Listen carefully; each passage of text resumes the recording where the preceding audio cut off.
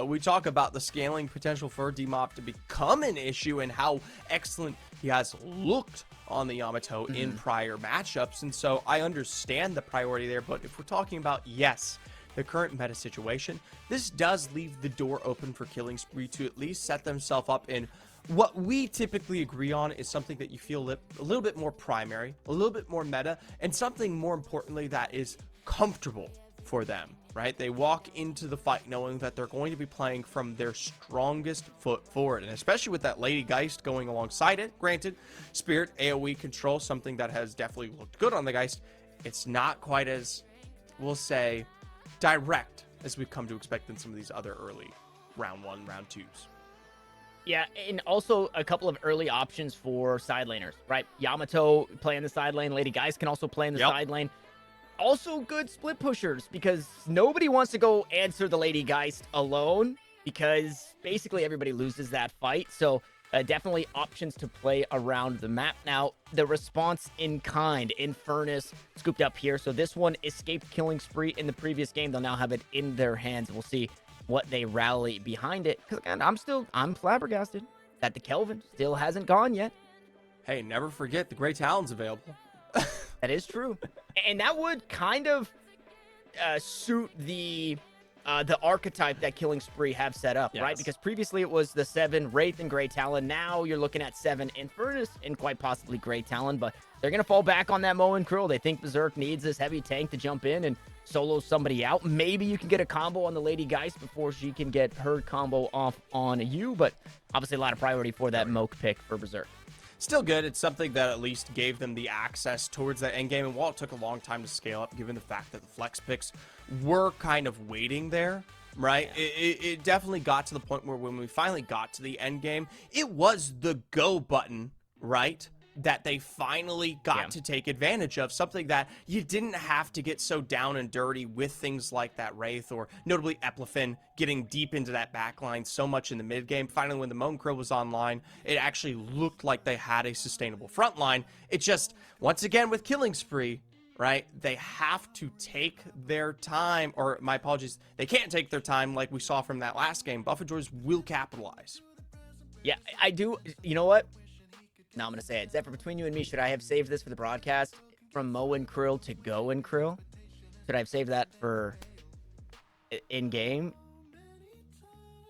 Anyways, Mirage has been picked up. That Great Talon has been secured as well, as Buff Enjoyers are now playing themselves. Buff Enjoyers versus Buff Enjoyers. Though it is still Killing Spree on our Amber Hand side. This Mirage pickup, I could be wrong. I've been wrong before.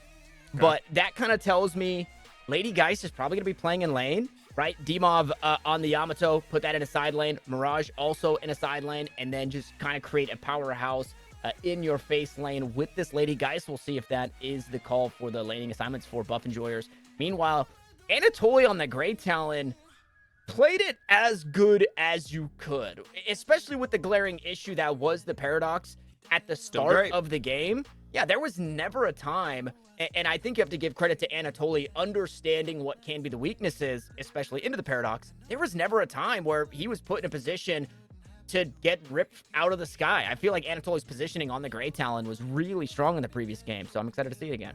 It's good, but I will say positioning that comes through due to the necessity of it isn't positioning that is fantastic all the time, right? Sure. Force back on that Paradox can also be something, or force back due to the Paradox is something that can easily be capitalized on here if it does come through. Granted, with it being such a late game, I mean, it always has the chance. Mikhail's is, Paradox enjoyer for a reason, or my apologies, with that ban, can't come through. Won't be a thing. Won't be a thing, as I look down for half a second. So what that means is while there is the spacing necessary, it's not something that's always in its strongest suit, because while he's good at playing it, it does lead to a major separation. And thankfully this time around, instead of having, at least the split there, now with Infernus in play, they do still have a lot of that sustained damage up alongside their engage tools, which is now joined by the likes of Ivy, right? But it is something that, if spotted out and played against due to a damage differential, can be taken advantage of. I do really enjoy, although the Ivy isn't the best in lane, I do enjoy. You kind of get a little bit of foreshadowing in an Ivy pick. What is that? You're excited about the Haze? Or... Yeah, sup there, bro. Sup? Haven't seen you all day. We haven't seen the Haze. I haven't seen you all day. We are going to get it. I would imagine that will be in the hands of our trackball enjoyer in Zergy, who is, no Wraith, no Infernus. You're probably going to get the Haze here. But what the Ivy brings to the team, Killing Spree are saying, one, we're taking it away from Piggy because we know how strong Piggy can be on it. But two, there is macro implications to the Ivy. Worst case scenario, when we're down, you can take such quick earns by using that ultimate and getting somebody across the map.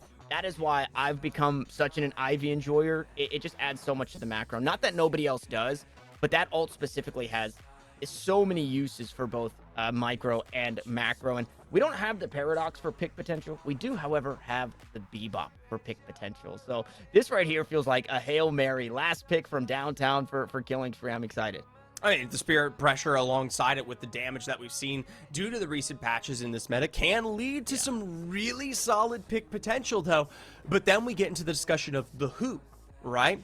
Because pulling the Warden and Yamato in is going to be a choice at that in many situations, and one that often doesn't come with a lot of success, being both spirit shielding alongside what is literally... Get that upset done as we jump into the Cursed Apple. Killing Spree, your Amber Hand, Buff Enjoyers, your Sapphire Flame, and our lane assignments are okay. It is a Bebop Ivy lane. Okay, there you go. It will be something that we see. I mean, at least in response, the Haze Warden, while the Warden does procure a lot of that early damage we got to see and take a look at regarding pressure potential, the Haze definitely needs some time. We'll be waiting for those stacks to truly come online. I worry more about this one, right? Piggy on this Kelvin, a highlight for him many times before, and especially with the early pressure from those grenades. I mean, they're just gonna keep this one going. I mean, that combo, the Essence Bomb too. I mean, come on. Yeah, between the 2-1 abilities, the Essence Bomb and the Frost Grenade, they're huge AoEs and huge damage that you can build into early. Not to mention the Malice, right? And how quickly you can get that Malice off and spam that, as D-Mob is showing the proficiency here on the Yamato, forcing Apath, I think is what we settled on. We settled on Apath. Underneath the Guardian. I mean, 60 HP, a right click is enough to do it there. That is, I believe, how that lane is going to continue to go, as D-Mob just is a bully in those side lanes. But a kill in response, right? One taken right back. I believe Berserk picked one up for himself. Meanwhile, Listic, no slouch to the issues we spelled out against this Bebop early here, already delivering off of that first initial take, and it doesn't get much better. Eplefin had some issues. While started strong on 7 this last game, we got to show off notably how difficult it was in terms of the pick potential that he struggled with, right? It fell off and eventually came into one of our leading, well, let's say, death havers, I suppose, on Killing Spree coming out of last game. It's not a stat you like to have, but it is one that he earned. That is a perfect team name as well, the Death Havers. I'm hoping to see that one jump up in one of these weeklies or something of the sort. As Anatoly showed superior positioning in the game previous. Unfortunately, this lane just a little too oppressive. Again, those Essence Bombs, those Frost Grenades, not only forcing them back, but then when you get far enough away from those, the gun damage is right behind it. You know, Kelvin's gun doing heaps of damage. Lady Geist, I think, being one of the strongest guns. It's hard to get around it. Now the question for this setup, as granted, isn't leading to any particular KP yet. Notice how much of the side lane pressure is just absolutely dwarfing what we see out of the Guardians here on either side. Now looking at almost half health for 2 and potentially more to go alongside it at 3 minutes here. This is something that we usually see buff enjoyers now continue to open wide here as they pressure these lanes, push out these troopers, and in comparison to a lot of teams that don't tend to apply that extra bit of damage to continue to apply that pressure on these macros, they are always there and waiting. A great dagger combined with the lockdown from the binding, and that will be an easy pickup again for Listic on Fargreco. And you can see why these lanes are pieced together the way they were, right? Haze obviously loves to have somebody in lane with them because she can be a little weaker in the early game, but you pair that Sleep Dagger alongside the Binding Word, and you're almost guaranteed long CC, if not a kill. And then when you look back to this Lady Geist and Kelvin lane, just so incredibly oppressive and no real punish in this lane, right? Had you had the Bebop maybe laning against this, then you could look to punish, but it's a very measured aggression in that Bebop lane versus this fight through the veil, underneath the Guardian, not a worry in the world aggression coming out here in Greenwich. It's just early damage. You combine, like I said earlier, Frost Grenade and Essence Bomb, and on top of that, now the sustained things like where you have that healing right, and you have Mikhail starting to get a little bit more healthy. It's an issue. I mean, it becomes harder and harder, and now you continue to bleed out towards that side lane. Eplefin already down again, and that's the crazy thing. I know Mirage can side lane split so many times over, but in the hands of Buff Enjoyers here, I mean, it looks utterly dominant. Maybe a response there. Eplefin works his way back into lane. Static Charge hung on to, though, so is just going to keep this Guardian alive as skirmishes happen across the map elsewhere. You see Mikhail's finally returning to lane. Fargreco, unfortunately, going down again, and this is, I mean, MXM not safe even between Walker and Guardian here, just playing so far removed. And this is the exact kind of pressure I expected now, and ultimately, with this final push, you're going to see every single Guardian crack on open here. I'm not even going to discuss the flex slot opportunity because we don't even have the souls to capitalize on that kind of thing. Immediately, though, airdrop into the Kudzu Bomb is something to look for from Cub, but is ultimately just going to use to delay the pressure on this lane because that's all you can really do. Meanwhile, Great Talon investing a bit of the owl over towards the side here. It still results in Eplefin being picked apart. And, I mean, while Berserk is looking on the Mo and Krill, I mean, that's not enough damage. It's not enough. It's just too early. I mean, 3 people in the lane, essentially. 3.5 with that Guided Owl coming over, and there's another. Sherrick's just walking up. Yeah, another Guardian picked up there. So our outside Guardian's taken down. A 2v2 maybe to take place in that lane. No, it looks like the Killing Spree squad gonna let things sit as they are. No. Smoke bombs online. There's the Sleep Dagger. Checks to see if anybody's near and is eventually backed up. Good stone form to find the stun. Unfortunately, Listic just too far out of reach on this Warden to supplement there. Finds a grab, but I don't know if this is where Fargreco wants to be. Immediately punished as D-Mob shows face in this fight. Dude, I love it. You pull them right towards you. You know, it's exactly the issue we discussed here moments ago while we were in draft. At a certain point, especially if you are bleeding dry in this early game, your hook is officially useless. Unless it is a chase, which is seeming to be completely misrepresented at any given point here, given that it just hasn't happened. The hook is nothing but just giving early access to Buff Enjoyers. You're just letting them walk this one forward, and it continues to peel apart literally everywhere. Of course, the flex slot ward off that third, but with one Guardian left standing and cracking open here over towards Greenwich, this splits the map wide open. And it really is just another Fire Scarab. Unfortunately, we're going to lose it because the minion died immediately. I was going to say, I've never noticed. Missed it. Yeah, it had a cool effect on it, I think, from the Fire Scarab being hit there by Sherrick. We do get our first Hyper Beam out, and it's just to try and keep this lane at bay there for Fargreco. And although we can't see it, we are in the upper semifinals, and just behind that, it's 1-14 in way of the kills. That, yeah, 14 being for Buff Enjoyers.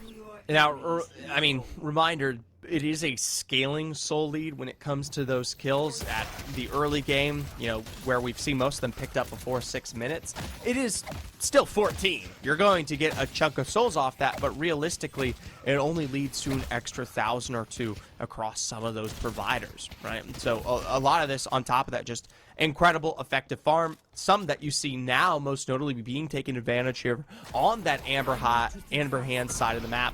Here comes that pull once again straight onto Mikhail. So this is that issue, remember, with that swap at any given point. It is cemented, but a nice divine barrier comes here, lickety split to save the day from Listic.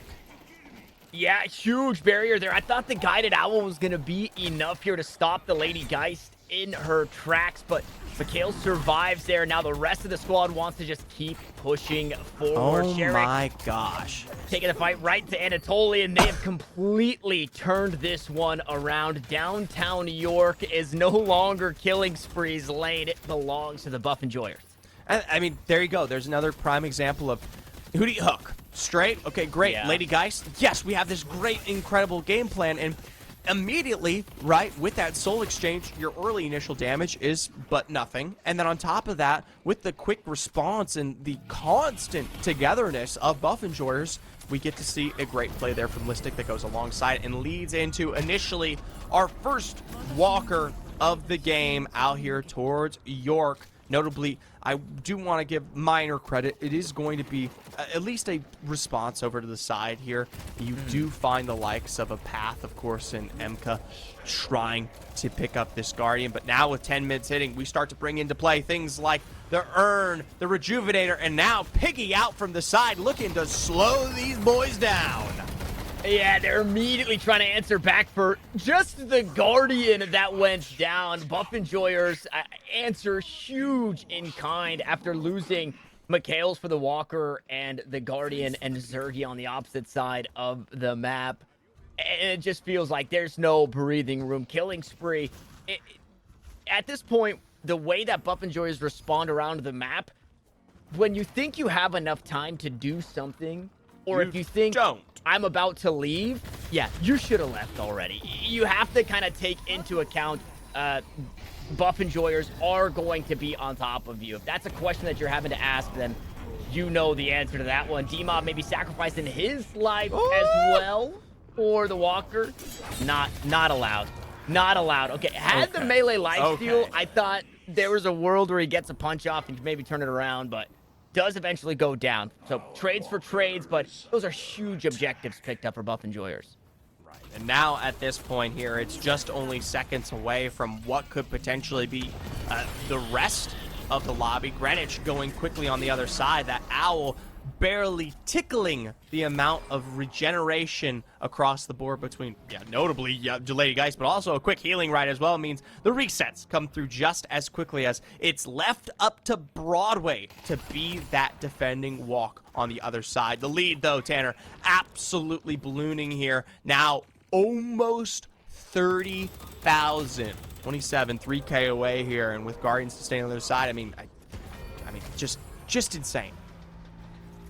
If Fargareco does answer back and can maybe get some more here while Buff Enjoyers are tied up at that mid-boss waiting for that Rejuvenator to come down, we'll see if Fargareco can at the very least take a walker. We'll see if there's some kind of response that direction. And when you look to the I guess the wave clear, right? Looking at what you've got available to Killing Spree. For a second, you had MXM on that Ivy, hanging out and holding on to what is now being pushed, that being Broadway. And that feels so bad because the Kudzu Bomb is great for clearing waves, but it also has a really long cooldown. So if you're building that Kudzu Bomb build and you're forced to use Kudzus on the troopers and not in the fight, it just feels awful. And then when the fight is going deep inside your base, pushing past your Elder Guardians, and then getting locked up inside the frozen sphere like Eplefin did, I mean, that hurts. It all hurts, and now the base is hurting even more, Tanner.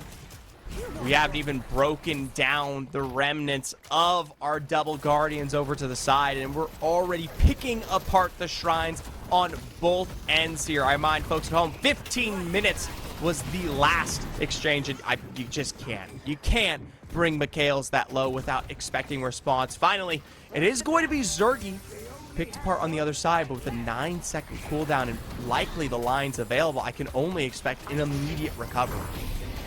Yeah, it's still 15 seconds on your Mo and Krill. Ivy dying there in MXN was a 25-second timer. Now those timers are starting to show up across all of the portraits there of killing sprees. Lady Geist does good gun damage. Maybe doesn't shred through the patron like some of the other heroes, but they do eventually get that patron transforming.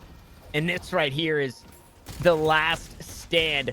14 minutes and 45 seconds. Killing Spree have a win in this tournament in that time. We'll see if Buff Enjoyers can flip the script and find it as they wait for the transformation. Now that patron being weakened is being attacked. Beautiful sleep there, and the Hyper Beam just gets absolutely nothing but a bit of damage, and those bodies start to drop once more. 14-15 is where we are as that patron starts to be targeted once more. We'll see if Killing Spree can at the very least hang on for another 30 seconds, because we cannot expect them to hang on to the rest of this one. Buff Enjoyers playing with their food just a bit. Finally, Piggy says, got no numbers here. 8 assists This is for absurd. the Haze. That feels pretty good. Yeah, Dmov on the Yamato is just scary, man. So scary. You see it there in the 8 kills, but also in the pressure that Dmov brought.